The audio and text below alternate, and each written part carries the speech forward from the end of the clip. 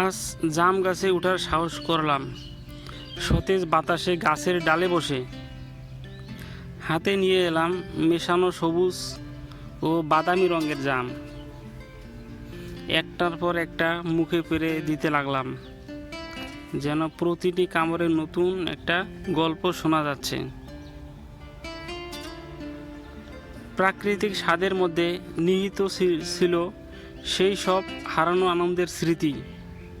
বাচ্চাবেলা বন্ধুদের সঙ্গে গাছের ডালে চড়ার সময়গুলো,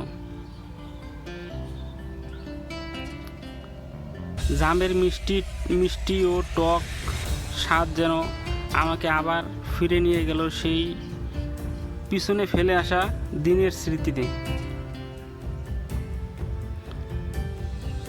প্রকৃতি তার সৌন্দর্য আর প্রাচুর্য তৃপ্তির সঙ্গে উপহার দেয়, আর আমি জুড়ি ছেড়ে উঠে আসা সেই রসালো ফলগুলোর মধ্যে জীবনকে খুঁজে পেলাম। এই ক্ষণিকের আনন্দ ভরা মুহূর্তগুলো আসলেই আমার কাছে এক অমূল্য